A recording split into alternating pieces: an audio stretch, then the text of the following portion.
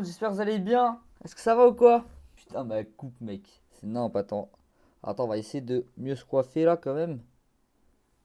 Ouais, non, c'est toujours nimp. Mais bon, c'est pas grave. On n'est pas là pour être beau, on est là pour réagir à du feld up, les gars. Donc voilà, les gars. Donc la vidéo, c'est du coup 6 Lost Media perturbants qui ont été retrouvés. Partie 1 sur 3. Donc les gars, peut-être que les prochaines parties, on les regardera plus tard. Vu qu'aujourd'hui, j'ai pas le temps de réagir à beaucoup de vidéos de feld up vu qu'elles sont longues quand même. Et du coup les gars, c'est parti, j'espère que vous avez kiffé la vidéo et bon visionnage.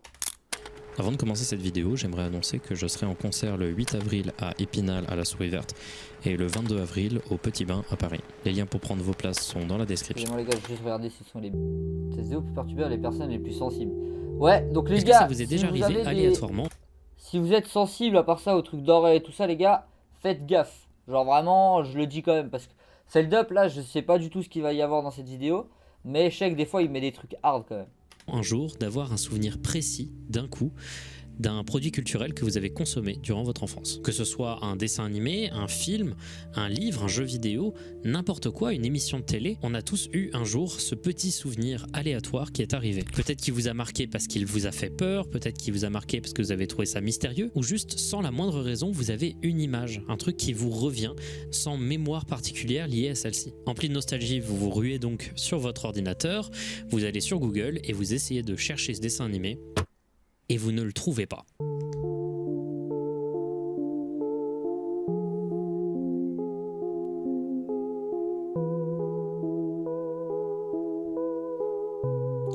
Alors ça m'est jamais arrivé les gars, mais... Vous demandez à des gens autour de vous, certains voient de quoi vous voulez parler, d'autres pas du tout, et aucun n'arrive à le retrouver. Et bien cette expérience, c'est un des trucs qu'on voit le plus sur des forums orientés sur la nostalgie depuis les débuts d'Internet. Si en général ces efforts collectifs pour retrouver ces souvenirs d'enfance arrivent en effet à retrouver des archives, ça n'est pas toujours le cas. Et dans ce cas-là, on parle du cas de Lost Media, un sujet dont j'ai déjà parlé pas mal sur ma chaîne. Les Lost Media, ou médias disparus ou médias perdus, c'est toute cette catégorie de l'espace culturel qui a disparu complètement sans le moindre archivage et qui est activement recherché par des communautés sur Internet, dont la très célèbre communauté du Lost Media Wiki. Les Lost Media, ça a commencé à devenir une sorte de... C'est qu'à part ça, je trouve que c'est une dinguerie comment, tu sais, avec Internet et tout, aujourd'hui, il y a des communautés pour tout, les gars. Genre vraiment, il y a vraiment des communautés pour tout. Et en vrai, je pense qu'aujourd'hui, si on se renseigne vraiment bien, on peut tout trouver sur Internet. Genre, peu importe ce que tu cherches, je pense que tu peux tout retrouver. Genre même des dessins animés, bah, comme il a dit là, ça va être des Lost Media, je pense. Il y a beaucoup de Lost Media qu'en vrai, tu peux retrouver, je pense, si tu recherches vraiment bien. Parce qu'il y a vraiment des gars aujourd'hui qui arrivent à retrouver des trucs de fou, mec.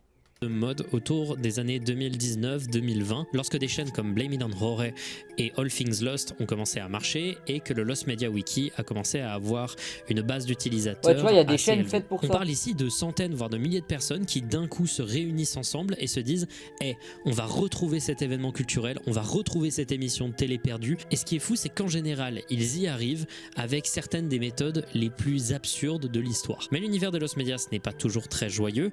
Parfois, on tombe sur des sujets qui sont plus sombres, plus mystérieux, voire même véritablement terrifiants. Dans cette vidéo, qui va très probablement être découpée en 3, on va se pencher sur plusieurs cas de Lost Media que je trouve intéressants, mystérieux ou terrifiants, que ce soit dans le contenu du Lost Media ou bien dans les efforts de recherche qui ont été amenés pour espérer pouvoir le retrouver. Et en l'occurrence, cette première partie de vidéo mettra plus en avant les capacités de recherche du Lost Media Wiki et des communautés qui gravitent autour, car on va se pencher ici sur des cas de Lost Media qui ont été retrouvés récemment ou pas. Chacun ont été retrouvés avec des méthodes de recherche que je trouve hyper intéressantes, ou alors il s'agit de Lost Media qui, dans leur nature, sont hyper intéressants. Vous allez voir, ça va être surprenant. Sur ce, sans plus attendre, laissez-moi vous plonger à l'intérieur de l'univers des Lost Media avec ma vidéo la plus extensive sur le sujet et certains des cas les plus fascinants que j'ai pu traiter sur ma chaîne.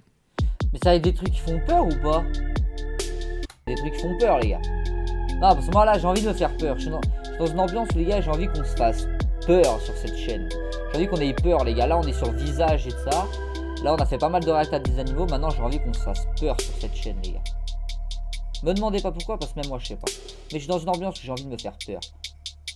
Oui, je suis le seul gars que plus on arrive vers l'été, plus j'ai envie de me faire peur. Sesame Street 847. En France, Sesame Street, ou Un rue Sésame, c'est connu vaguement, mais ce n'est pas le monstre de culture que c'est aux États-Unis. On visualise vaguement les personnages comme Elmo, le Cookie Monster ou Big Bird, mais c'est vraiment pas francophone, malgré quelques portages qui ont moins bien marché. La création de Sesame Street revient à la fin des années 60, lorsqu'un groupe de sociologues souhaite créer un moyen pour les enfants issus de la pauvreté d'avoir accès à des formes d'enseignement abstrait, et donc lutter contre la déscolarisation et l'échec scolaire. Ces sociologues vont se pencher sur la télé. Donc là, les gars, si j'ai bien compris, des petits trucs pour enfants, mais genre pour qu'ils apprennent des choses, les gars. Donc c'est un peu scolaire. Télévision et créé CTW, Children's Television Workshop, ou Sesame Workshop aujourd'hui, une organisation non lucrative qui va produire des séries pour très jeunes enfants sur le service public, le PBS Kids américain, dès 1969 avec les premiers épisodes de Sesame Street.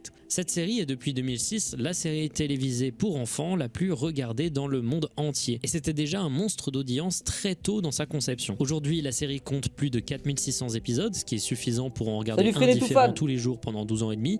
Donc il est tout à fait normal que au sein de cette liste monstrueuse d'épisodes se trouvent forcément quelques controverses. Un exemple de controverse par exemple, pendant un temps le personnage de Big Bird avait un ami imaginaire qui revenait assez régulièrement et à chaque fois qu'il en parlait à ses amis, ses amis ne le croyaient pas. Et bien cet arc lié à l'ami imaginaire a causé une énorme controverse. En effet, il faut prendre des énormes pincettes quand il s'agit de réaliser de la télévision pour très jeunes enfants. Les messages et les histoires doivent être millimétrés pour être sûr que ça rentre bien. Parce que je vous laisse réfléchir 5 secondes au problème que ça pourrait causer de dire à des enfants que s'ils disent un truc à des adultes qui paraît complètement invraisemblable, ceux-ci ne vont pas le croire et le faire se sentir honteux. Ah, et du coup, après les enfants, du coup, ils disaient plus rien aux adultes. Voilà, vous avez compris, c'est pas bien. Il y a aussi d'autres controverses un peu moins intéressantes mais très drôles, genre quand en 2011, leur chaîne YouTube a été hackée et a été remplacée par du porn. Bref, moi ce qui m'intéresse, c'est pas ça, mais un truc qui sera peut-être un jour un findings dédié, c'est-à-dire les épisodes bannis. Que ce soit quand on a fait chanter au personnage Lucy in the Sky with Diamonds, un morceau très connoté LSD et psychédélique des Beatles, ou quand on leur a fait chanter du Chris Brown un an à peine avant les premières affaires de violence conjugale avec Rihanna, ou quand des paroles d'un morceau de musique font penser à des parents qu'on encourage leurs enfants à avoir des contacts inappropriés avec des adultes. Wesh. Et ça, c'est les gars, c'était pour les enfants. Hein. Ou alors quand on parle de divorce, on trouve plus d'une dizaine de segments qui ont été coupés. D'ailleurs le truc avec le divorce etc, c'est un loss media en soi, mais celui-là on a beaucoup moins d'espoir de pouvoir le trouver. Comme dit précédemment, c'est une émission d'éveil pour des enfants qui sont avant la primaire. C'est véritablement un truc qui doit être extrêmement réglementé. Et c'est là qu'on arrive au cas très connu de l'épisode 847. Qu'est-ce qu'ils ont fait dans l'épisode ? Ce truc-là, pendant des années, ça a été le Graal des loss media. Tout le monde voulait se l'emparer. 10 février 1976, ce jour-là va être diffusé le nouvel épisode de Sesame Street pour la première fois, et celui-ci contient un caméo d'un des personnages les plus iconiques d'un des films les plus iconiques de l'histoire américaine. La méchante sorcière de l'Ouest, du Magicien d'Oz. Dans ce film de 1939 qui est très connu, la sorcière est jouée par Margaret Hamilton, une actrice véritablement hyper intéressante. Je vous invite à vous intéresser à sa vie. Oh les gars, en parlant de sorcière, il faut que je vous montre un truc. Les gars, moi, il y a une sorcière qui m'a traumatisé pendant mon enfance, les gars, ok ? Les gars, cette sorcière-là, les gars, elle m'a traumatisé. Mais quand je vous dis elle m'a traumatisé quand j'étais petit, les gars, j'en ai fait et refait des cauchemars. Et attends, celle-là aussi, les gars. Celle-là, elle m'a pas trauma comme l'autre. Les gars, l'autre... Donc, les gars, il y a la sorcière de Blanche-Neige. Celle-là, elle m'a traumatisé, mais vous vous rendez même pas compte à quel point j'avais peur de celle-là. Et celle-là, celle d'à côté, celle de Réponse. Sauf qu'après, je l'ai vue quand j'étais plus grand quand même. Mais celle de Réponse, elle me faisait peur quand même. Elle est trop cool cette meuf, et son jeu d'acteur de la sorcière est un des trucs les plus mémorables du film. Faire un caméo d'un personnage aussi important de l'histoire américaine avec la même actrice qui l'avait joué dans le film 30 ans après, à la télévision, dans une émission télé pour enfants, ce serait hyper méta pour l'époque, pour les enfants. L'épisode devait, selon des articles de journaux de l'époque, traiter du sujet de la peur, du contrôle de celle-ci et du fait de créer des plans et des méthodes pour résoudre des problèmes. Le scénario était simple, la sorcière fait tomber son balai du ciel et est ramassée par le personnage personnage de David. David refuse de lui rendre le balai et la sorcière répond en le menaçant de transformer le personnage de Big Bird en plumeau et d'autres châtiments. Donc l'épisode est diffusé ce 10 février 1976 Ça va, et dit ce comme sera ça. la seule fois qu'il sera diffusé à la télévision. Parce qu'il va provoquer un énorme tollé. Des tonnes de lettres seront envoyées à la CTW. Mes deux enfants, 3 ans et presque 5 ans, l'ont trouvée tout simplement effrayante et nous avons dû éteindre le poste alors qu'il était en train de pleurer. Ensuite, hier soir, ils se sont tous réveillés en pleurant, avec des cauchemars à propos de la sorcière méchante de Sesame merde. Street. La sorcière qui visite vos programmes terrifie vraiment ma fille. Ce personnage en particulier a déjà été critiqué par 3 autres parents. Je pense que la sorcière était peut-être un peu trop pour les enfants en bas âge. Comment leur expliquer qu'elle n'est pas réelle ? Je n'aime pas la sorcière qui est dans Sesame Street. Ne la mettez plus s'il vous plaît, j'ai peur de elle. Hilary, 3 ans et demi. Il y a également eu d'autres réactions, toujours négatives, mais qui cette fois-ci étaient peut-être un peu plus américaines. J'ai remarqué récemment pas que des vos images. programmes parlent beaucoup de sorcières, de boules de cristal, etc. La raison pour laquelle cela m'inquiète, c'est que les sorcières ne sont pas de la fiction, mais elles existent dans le satanisme et le culte de Satan. Bref, vous comprenez, l'émission venait de recevoir l'une des réactions négatives les plus agressives qu'ils avaient reçues depuis le début de l'émission. Et comme ça a été créé par des sociologues, premier réflexe, faire une étude. C'est simple, ils vont sélectionner 26 enfants, leur faire regarder en groupe l'épisode et Mais ouais, mesurer ils leur sont réaction. cons quoi, ils veulent traumatiser encore plus de gosses. Frère, ils sont cons ou quoi? Ensuite, la conclusion de toute la controverse et de cette étude, l'épisode est banni et on n'en reparle plus jamais. Et on l'a pas retrouvé Et l'épisode, il y a lentement, pas c'est des devenu une images. légende urbaine. C'est-à-dire que les gens qui avaient 3 ans en 1976, au début d'Internet, sur les forums, ils en avaient 30. Et ils n'étaient pas certains de leurs souvenirs. Des tonnes de threads sur les forums vont apparaître à propos de cet étrange épisode qui les avait terrifiés. J'ai besoin de mettre les choses au clair. Est-ce que Margaret Hamilton a fait une apparition dans Sesame Street et a repris son rôle de la méchante Ah ouais, ça sorcière les a de l'Ouest? vraiment marqués. Est-ce que c'était bien elle ou quelqu'un qui jouait un rôle similaire? Je ne me souviens pas de sa présence sur Sesame Street. Ce qui n'était à l'époque que des légendes urbaines a été confirmé quand il y a des articles de presse de l'époque évoquant cet épisode qui ont été retrouvés. Mais c'est simple, aucune trace de l'épisode en question. Putain, Étant c'est donné qu'à dommage, l'époque, ça. rien ou presque rien ne permettait d'enregistrer une émission de télévision. Encore moins une émission pour les enfants. En tout cas, quand on était un simple spectateur, c'était simplement impossible. Des recherches furent effectuées, notamment par des gens assez déter sur le Muppet Central Forum, qui parle de toutes les émissions utilisant donc des poupées de type Muppet. Le premier réflexe des utilisateurs du Muppet Central Forum sera de se poser la question de pourquoi il a vraiment été banni. Est-ce que c'était un problème de copyright ou est-ce que c'était bien parce qu'il était trop terrifiant? En effet, à l'époque, il y avait beaucoup moins d'infos et notamment l'étude qui avait été réalisée par Sesame Workshop n'était pas encore connue des chercheurs. Des gens proposaient également de regarder dans des registres d'épisodes, de voir des fiches de diffusion. Ils trouveront même une nouvelle photo de tournage, celle-ci, où on peut en effet voir Margaret Hamilton dans son personnage. Wesh. Au cours de 3 longues années, Mais les gars, c'est creepy. En vrai, j'ai l'impression que tous les dessins animés de l'époque, aujourd'hui, quand tu les vois, c'est creepy vu qu'on n'est pas du tout habitué à cette qualité-là.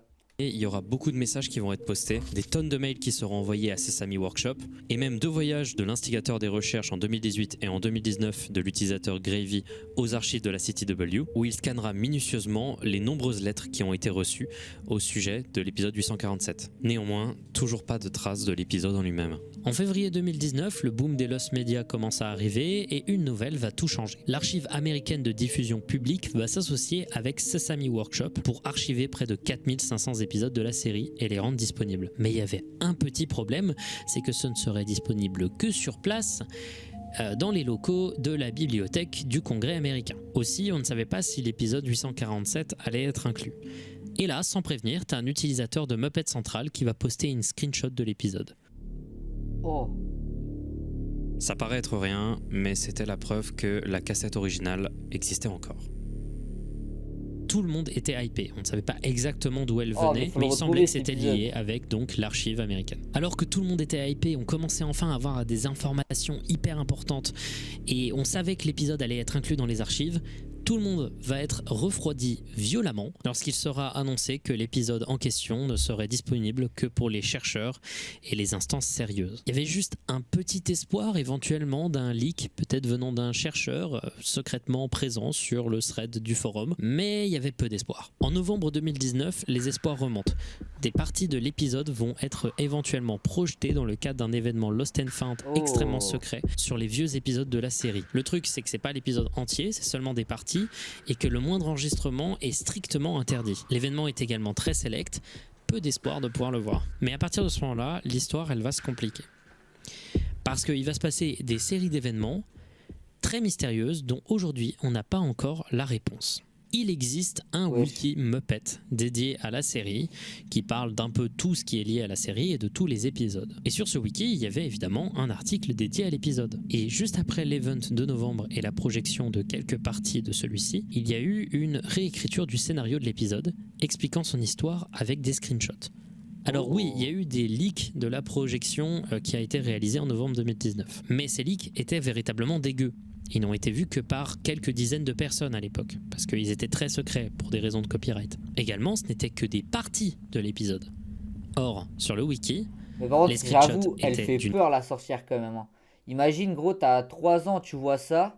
T'as vu même comment elle... Regarde là, ça bouge et une tout. excellente qualité et montrait des parties qui n'avaient jamais été projetées depuis février 1976. Quelqu'un aurait eu donc accès en secret à des masters de l'épisode. Mais alors qui les a trouvés? On n'a toujours pas de réponse à cette question. C'est chaud là. Hein. Mais encore plus fou, en 2021, t'as un communiqué qui est diffusé par l'archiveur qui dit que leur base de données liée à Sesame Street a subi des leaks importants. Et en 2022, un random utilisateur de Reddit crée un compte du nom de Sarsaparilla 170 qui complètement aléatoirement poste l'intégralité de l'épisode avec un lien méga vers l'épisode entier. Mais alors, monte des images. Oh, j'espère on aura les images. Sans pression. Et le truc qui est encore plus fou avec tout ça, c'est que personne ne sait qui est ce mec. Personne n'a la moindre information. Et les seules réponses qu'il a pu donner, c'est dans une petite interview sur une vidéo dédiée de la chaîne Blame It on Rory, que je vous invite à regarder. Et tout ce que Rory dira sur cette interaction, c'est qu'il a posté l'épisode un peu dans l'urgence pour mettre un terme aux recherches. Mais alors du coup, s'il a eu les informations avec un piratage, ce qui n'est même pas certain, le piratage c'était 8 mois avant. Donc pourquoi c'est dans l'urgence qu'il l'a posté? Aujourd'hui, le mystère autour de ce gars et du leak de l'épisode est complètement entier et constitue un mystère à part entière que je trouve personnellement fascinant. From the looks of it, I know I'm not in Oz anymore. En ce qui concerne l'épisode en lui-même, est-ce qu'il est terrifiant? Évidemment non, surtout avec un œil adulte. Il y a quand même quelques moments qui sont quand même sacrément marquants pour les enfants. Ce genre d'effet qui arrive sans prévenir. Oh yes, I can. No, you can't. Ah ouais, non mais ça, mec, t'es gosse. Ou encore le ton en général de la sorcière qui est... Mec, ça, t'es gosse, mec. Ça te trauma, mais c'est clair. Et j'avoue, la voix de la sorcière, elle est quand même bien faite. assez agressif. Et pour une personne qui n'est pas un enfant, comme vous et moi, c'est tout simplement un plaisir monumental de regarder cette pièce de l'histoire, surtout quand, comme moi, on adore Margaret Hamilton. Non, j'avoue, là, les effets Christine spéciaux, Chubbuck. c'était chaud. Christine Chubbuck. On avait déjà parlé du cas de Christine Chubbuck dans une précédente vidéo sur les Lost Media. C'est qui Si j'en reparle ici, c'est qu'il y a eu du nouveau. Pour ceux qui ne connaissaient pas, je vous invite à regarder la vidéo en question.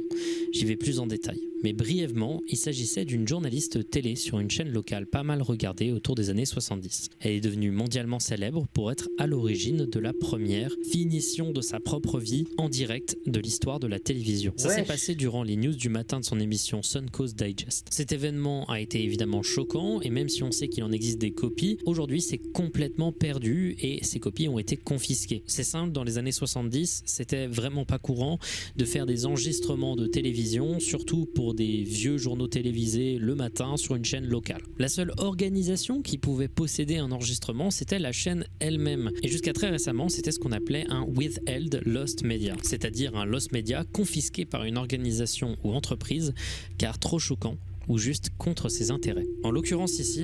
Et du coup là les gars, par rapport à ce qu'il a dit au début, ça veut dire qu'elle s'est tuée en direct là. C'est une dinguerie à part ça.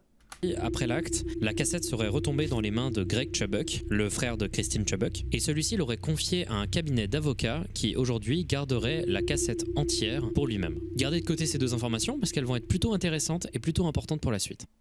Au milieu de nulle part, en 2021, quelques temps seulement après l'upload de ma deuxième vidéo sur les Lost Media, T'as un youtubeur du nom de Atalist qui a reçu de la part d'un anonyme privé l'audio complet de cette tentative. De base, il ne voulait pas partager le moindre extrait de la cassette, par respect pour Greg Chubbuck, qui ne voulait absolument pas que cet enregistrement arrive dans le public. Mais au fur et à mesure du temps, le gars, il a commencé à briser sa propre règle constamment. D'abord, en février, il a commencé à envoyer des extraits de l'enregistrement avant le moment clé, c'est-à-dire les quelques news qui ont été prononcées par Christine. Et alors que les gens commençaient à se poser la question de savoir si ce serait moral d'avoir l'enregistrement complet, même si c'était un audio, il a posté l'intégralité de l'enregistrement. In keeping with the WXLT practice of presenting the most immediate and complete reports of local blood and guts news, TV40 presents what is believed to be a television first. Ok. Wow. Au début, ça paraissait vraiment trop peu crédible. Il y avait eu énormément de recréations de cet événement sur internet. Et à chaque fois que quelqu'un disait avoir trouvé l'enregistrement original, c'était en réalité un hoax pour l'attention. Puis quand les gens ont écouté cet enregistrement, ils se sont rendus compte que la voix était exactement celle de Christine Chubbuck. The end of the line of Sarasota County, which Northport is. What are the needs? Enforcement officers from both Sarasota and Manatee counties. Last week, teenage gunmen Bah, held c'est vrai que Le c'est la débat même voix, sur la quoi. question a été extrêmement houleux. C'est simple, beaucoup de gens critiquaient Atalist d'avoir fait tout ça uniquement pour devenir connu à partir d'événements extrêmement graves. Celui-ci a d'ailleurs supprimé l'intégralité de ses comptes après ça, tellement il se sentait mal.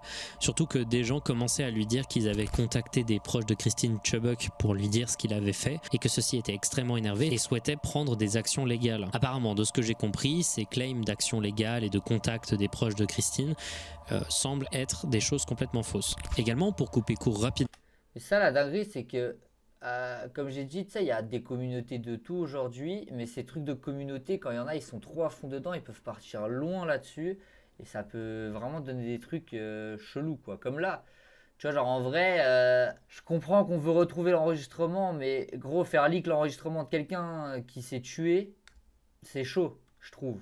à un mystère, la raison pour laquelle Atalist a changé autant d'avis sur si oui ou non il devait poster l'intégralité de la cassette et qu'il a décidé de finalement le faire, c'est évidemment parce que c'est émotionnellement très difficile de posséder de telles informations tout seul et de ne pas savoir qu'en faire. Il y a des tonnes de personnes qui vont te critiquer si tu le sors, des tonnes de personnes Et gros, si t'as ça et pas les autres, frère, genre pas jette-le, mais genre, je sais pas, supprime, mec. Tu vois ce que je veux dire? Genre, si tu t'en veux d'avoir ça, bah mec, essaye de faire en sorte de plus l'avoir. qui vont te critiquer si tu ne le sors pas. Et visiblement, selon des témoignages, la meilleure chose qu'il s'est senti de faire, c'était bien de sortir une version de l'enregistrement avant de rapidement l'effacer, afin d'alléger le poids que pour lui ça pouvait représenter. Évidemment, il ne s'agit que de séries de bruits de couloir, et la décision finale peut être largement critiquée, mais il me semblait quand même important de le préciser. Et aujourd'hui, les gens sont sûrs à environ 95% que cet audio est réel. Mais d'où vient-il ? En fait, il y a une théorie qui est assez généralement considérée comme la plus probable que j'ai trouvée sur un thread dédié à ce cas sur le Lost Media Wiki Forum. À la fin du clip, juste après le coup de feu, on entend une voix dire « Waouh ». a television first. In living color, exclusive coverage. Ah, c'est avec un coup de feu. Waouh. Comme si elle était choquée, mais genre choquée non pas d'un Ah truc ouais, qui vient de se d'accord. passer sur un plateau, Les gars, elle s'est butée avec un flingue, mec, en direct. plus choquée C'est en chaud, écoutant mec. un enregistrement qui a été réalisé. Comme s'il s'agissait d'un enregistrement joué devant plusieurs personnes. Le waouh qu'on entend sonne tellement plus proche de l'enregistreur et d'une meilleure qualité. Vraiment, on entend l'enregistrement d'un enregistrement en réalité. Et surtout, on entend quelqu'un arrêter vite l'enregistrement à la fin, comme si quelqu'un dissimulait un dictaphone. Et si on écoutait en réalité un enregistrement pirate d'une écoute faite par la police ? Probablement également pour écrire le transcript textuel de ce qu'elle disait avant sa mort, qui tournait déjà depuis un long moment. Mais plus probable encore, est-ce qu'on serait pas en train d'écouter quelqu'un qui travaille pour le cabinet d'avocats qui garde soigneusement la cassette pour eux. Probablement un employé qui doit certainement beaucoup s'amuser à montrer cet enregistrement à plusieurs de ses collègues. C'est selon moi la théorie la plus probable. Quelqu'un sans avoir le droit à jouer cet enregistrement à quelqu'un, cette même personne l'a enregistré. En bref, il s'agit d'une des avancées les plus sombres et incroyables de l'histoire des Lost Media que beaucoup pensaient ne jamais voir un jour. Mais c'est chaud, frère, ça, comme média. Hein. Godspeed you Black Emperor, all lights on the REM drawing. Ouais, ça va être chaud ça. Godspeed You Black Emperor, c'est un groupe canadien et québécois de post-rock que personnellement j'adore viscéralement. Ils se sont formés en 1994 à Montréal et sont responsables de certains de mes albums instrumentaux préférés, dont notamment le dark et déprimant A Sharp F Sharp Infinity et aussi le légendaire Lift Your Skinny Fists Like Antennas to Heaven. Un jour C'est un posez-vous monde, le pendant rock, les une gars. après-midi. C'est vraiment un monde où gros c'est soit t'adores soit tu détestes. Bon, sincère les gars, je peux pas avec le rock, mais c'est vraiment un monde. Et c'est même un monde, ça me fait un peu peur, tu sais. J'ai l'impression qu'il y a des trucs chelous dans le rock, tu sais. Genre, je crois il y a des fois on dirait, tu sais, il y a des trucs, des messages qu'ils veulent faire passer à travers leur musique, mais tu sais, des messages chelous un peu. Non, je sais que le rock, c'est un monde, les gars, quand même. Si vous êtes déter et jouer l'intégralité de l'album du début à la fin sans pause, en regardant le plafond ou en dormant, c'est franchement des expériences assez inoubliables. Mais quand le groupe s'est créé en 1984, légende du Lost Media s'est créée. Leur premier vrai album ne serait pas le génial A Sharp F Sharp Infinity, mais bien une cassette beaucoup plus primitive qui n'a été créée qu'en 33 exemplaires, c'est extrêmement peu, le très étrangement désigné All Lights on the Airy Amp Drooling. C'était une époque où le groupe avait un autre son, plus hardcore et plus punk et moins sophistiqué. Cette cassette était considérée un peu comme le plus grand Lost Media musical qui existe, avec évidemment d'autres trucs, notamment 2-3 Lost Media des Beatles, mais dont je parlerai peut-être un jour ou une autre fois. Dans la tête des gens, personne ne pouvait posséder cette cassette, à l'exception du label de Godspeed qui possédait visiblement des trucs liés à l'album, sans plus de détails, mais qui n'étaient clairement pas chauds de communiquer dessus. Les seules infos qu'on avait provenaient de rares interviews avec le groupe qui eux-mêmes disaient que dans leur tête c'était tout simplement impossible qu'on puisse le réécouter un jour. La recherche sur internet ne va mener nulle part Mais pourquoi ils veulent pas qu'on puisse le réécouter en fait? J'ai pas compris ça. qu'en 2013. En 2013, on aura en effet les premiers claims que quelqu'un possédait véritablement cette cassette. Un individu sur Reddit nommé Casquette Jack, qui aujourd'hui a supprimé son compte, explique qu'un jour dans les années 90, il se baladait dans un endroit appelé Room 201 Records dans la ville de Moncton au Canada. Il adorait acheter des démos de groupes locaux de nouveaux endroits qu'il visitait, et à un moment, t'as un mec qui lui a dit « Hey, prends cette cassette, écoute, c'est trop bien ce groupe. » Il va prendre la cassette, il va la ramener chez lui et l'écouter, et trouver ça vraiment pas fou. Bref, il va la mettre dans un sac et ne plus y penser pendant un long moment. Et il va la retrouver quand il fera du ménage en 2013. Il va chercher sur Google et tomber sur le cul. Il a en main une légende de la musique. Il se décide de poser la question sur le subreddit musique et pose des photos sur Imgur de la cassette. Déjà l'image elle est chelou un peu, l'image de la cassette, on va pas se mentir. Pourquoi tu mets un petit à poil comme ça?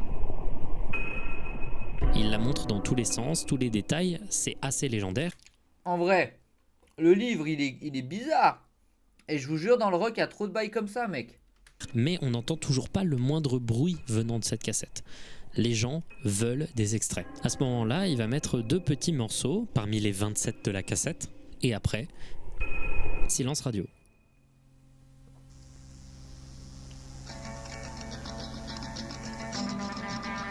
Il supprimera son compte Reddit. Beaucoup pensaient à un énorme hoax. Et en fait, il dira plus tard qu'il a flippé sur les problèmes de copyright. C'était la plus grosse piste qui existait, mais c'était vraiment pas certain qu'elle soit vraie. Donc sur le moment, on n'avait que 2 morceaux sur 27, et ces 2 morceaux, on savait même pas s'ils étaient legit. Ouais. 9 ans après, le 4 février 2022, l'album apparaît aléatoirement sur le board Mud 4chan destiné à la musique. J'ai quelque chose que vous vouliez depuis très très longtemps. Personne ne l'avait avant, mais maintenant, tout le monde peut l'avoir. Vous ne me croyez pas ? Comparé avec ce qui a déjà été leaké avant.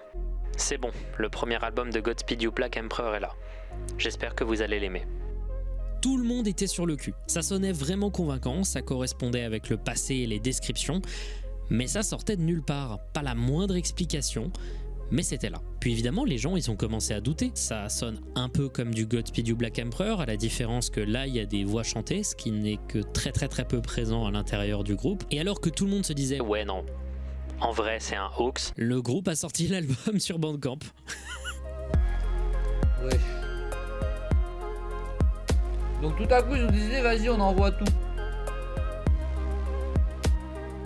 Seulement 10 jours après, le premier album de Godspeed You Black Emperor était disponible sur Bandcamp par le groupe, donc ouais, c'était legit. Bref, un des plus gros lost media de l'histoire de la musique est maintenant disponible. L'album est vraiment bizarre en vrai, hein, c'est plutôt étrange à écouter et ça ne correspond pas vraiment au son du groupe. Mais encore une fois, on ne sait toujours pas pourquoi Casket Jack a refusé de montrer tout l'album et on ne sait toujours pas d'où vient ce leak. Ça, c'est un mystère qui restera, je pense, à jamais un mystère. Toy Box Je sais pas comment Killer ils font. Tape. Ok, celui-là, il est vraiment hardcore. Donc désolé d'avance, ça va devenir assez violent dans les prochaines minutes. Oh, Si let's vous go, regardez c'est ça pas une qu'on vidéo veut, les gars, on Lost veut des Media vraies pour ce peurs. genre de sujet, je vous invite à aller à ce timecode, hein, c'est la fin de cette portion de la vidéo.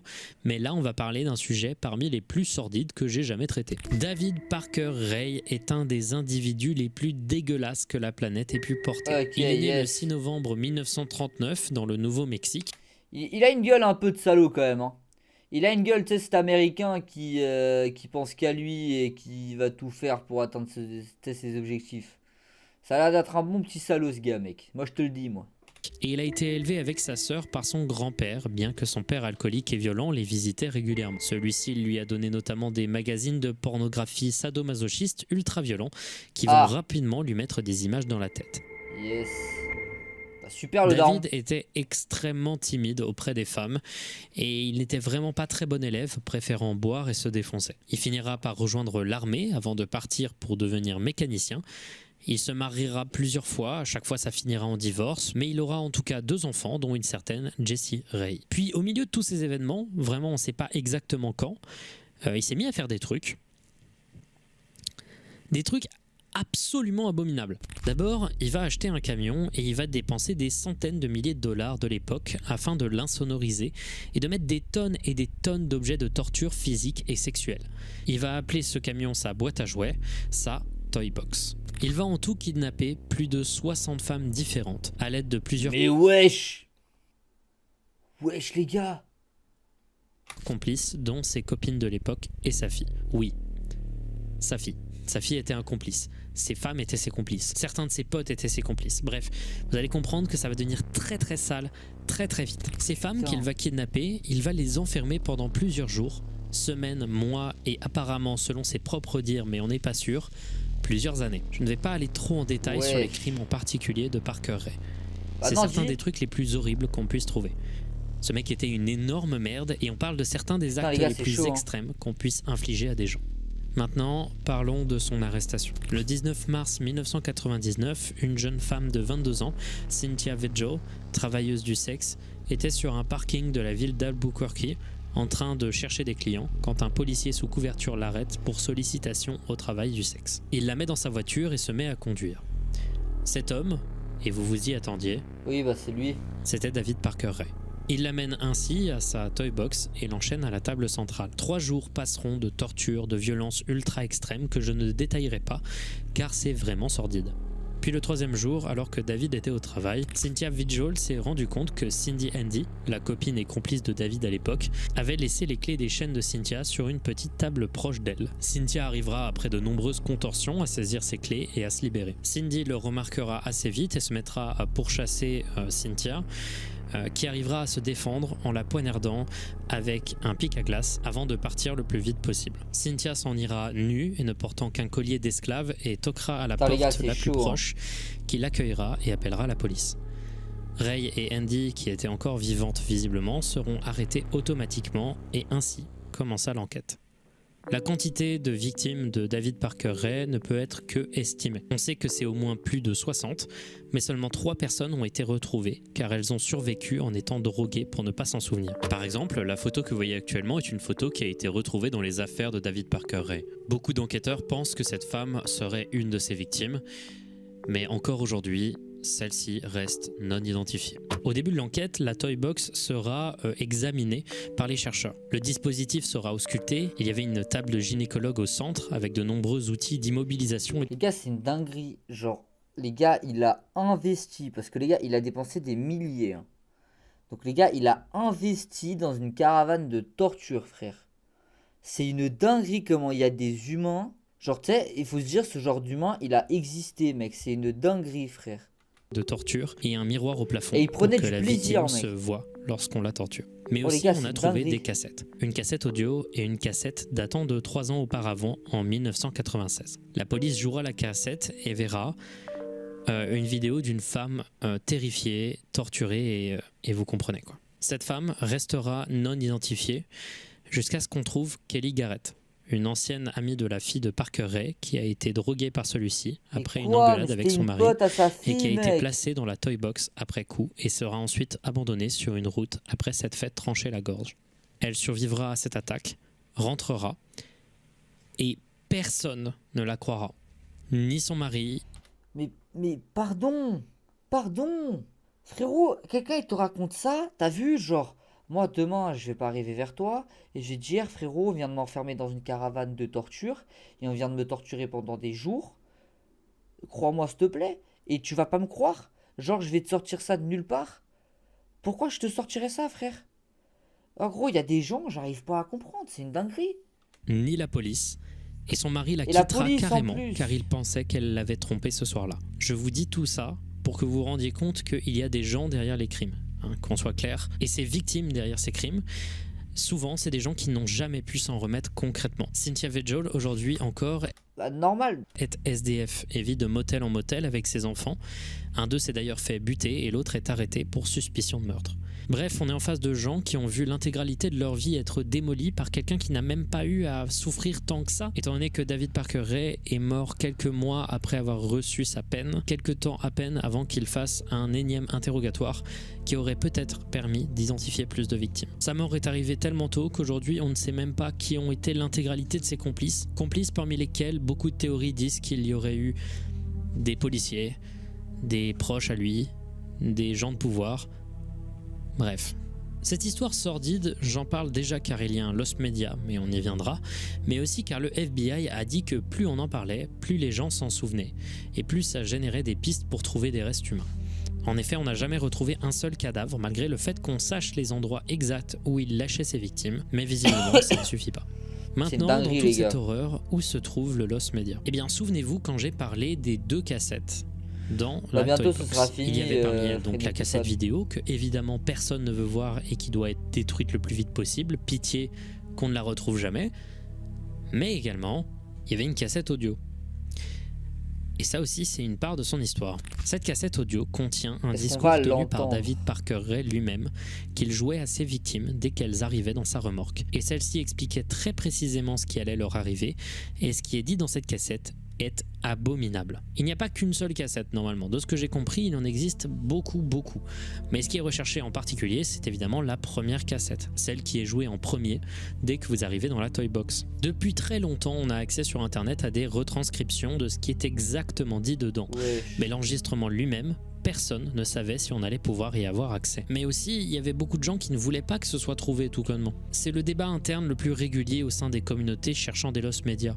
À quel moment on s'arrête pour se dire qu'un truc ne doit pas être trouvé? Par exemple, la cassette vidéo, techniquement, c'est un lost media, mais en soi, personne ne veut que ce soit jamais accessible.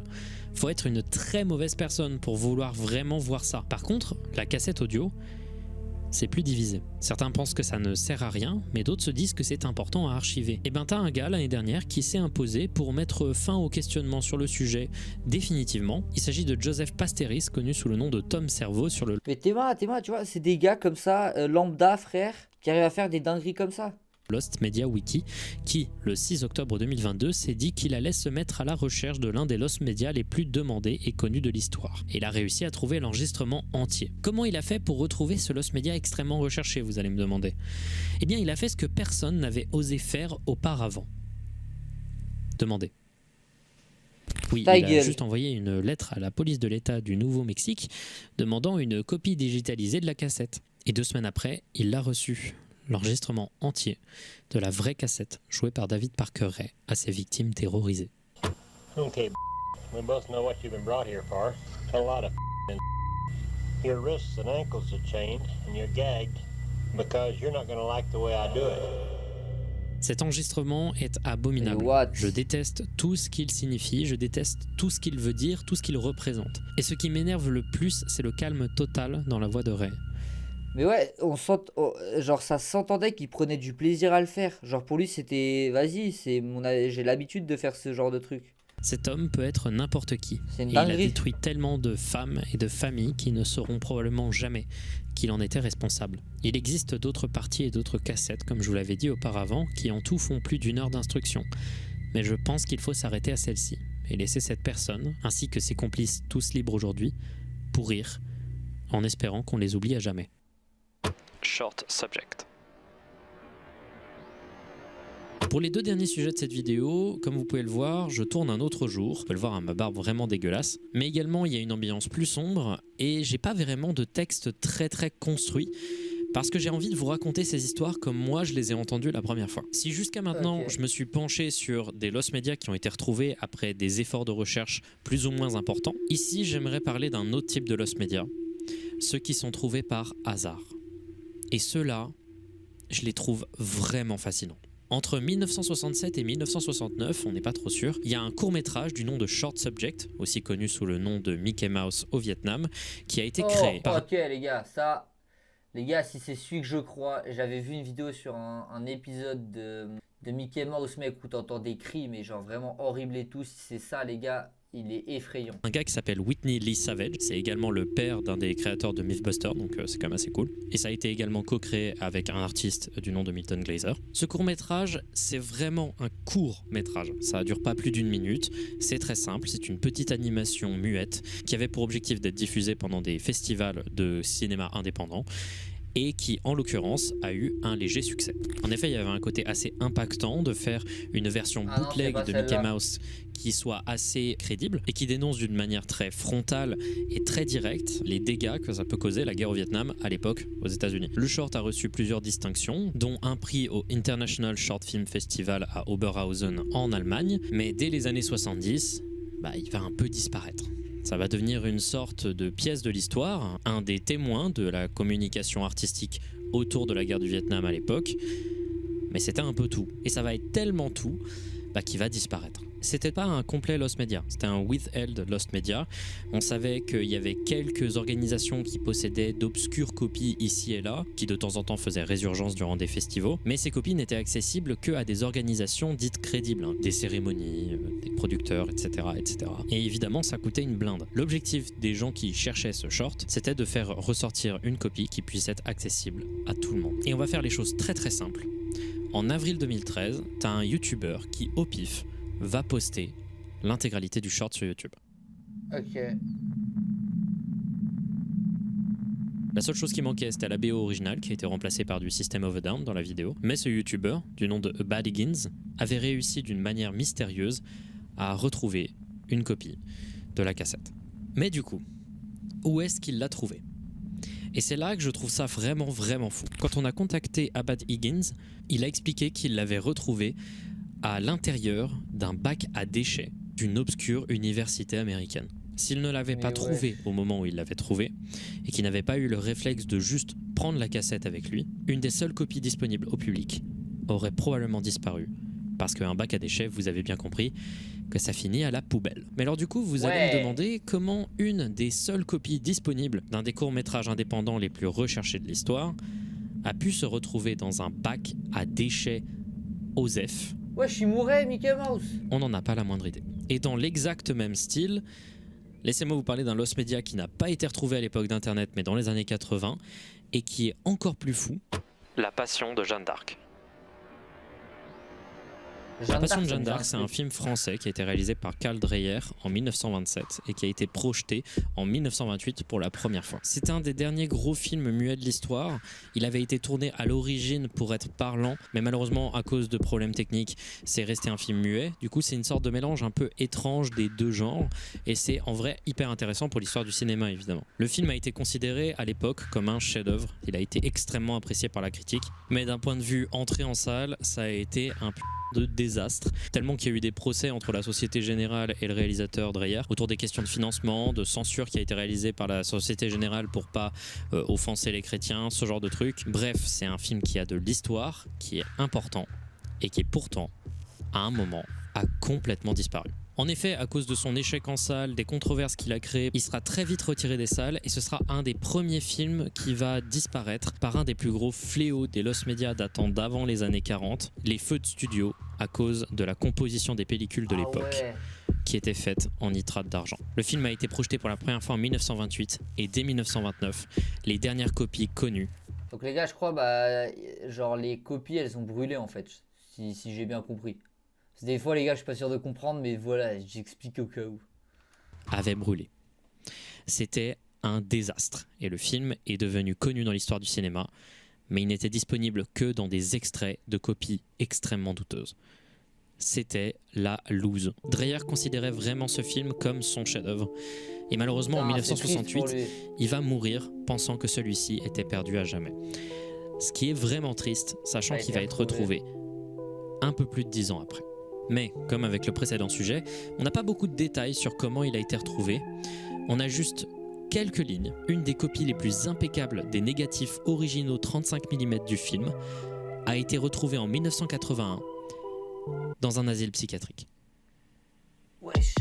Et au-delà de ça, en 1984, il sera déterminé que cette copie était un director's cut. C'était la version que Dreyer voulait diffuser. Maintenant, depuis 1985, le film est disponible au public dans des versions vidéo, des VHS, des DVD. Mais alors encore une fois, qu'est-ce qu'une bobine historique aussi importante foutait à l'intérieur d'une armoire d'un asile psychiatrique? On ne le saura très certainement jamais. Et ça, c'est pour moi l'essence des lost media retrouvés. Merci d'avoir regardé cette première partie. Je vais essayer de sortir les 2 prochaines parties. Eh les gars, elle était assez stylée la rapidement. vidéo. Mais faut-il... Elle était vraiment stylée, je trouve. Putain, ma coupe. Donc voilà les gars, ce sera tout pour ce live. J'espère que vous aurez kiffé de fou malade. Moi j'ai kiffé de fou malade faire ce petit live. On se retrouve la prochaine fois pour le prochain live ou pour la prochaine vidéo pour ceux qui sont sur YouTube. N'hésite pas à liker frérot et à t'abonner sur YouTube. N'hésite pas à me rejoindre sur les liens qui sont dans la description. Donc sur Discord, Twitch ou encore TikTok. Putain, j'avais oublié. Et voilà frérot, si t'as kiffé la vidéo, n'hésite pas à mettre un petit commentaire. Si t'as pas kiffé, n'hésite pas à m'expliquer pourquoi t'as pas kiffé en commentaire. C'est toujours bon de savoir en quoi je dois m'améliorer. Et du coup les gars, à la prochaine. Ciao, abonnez-vous.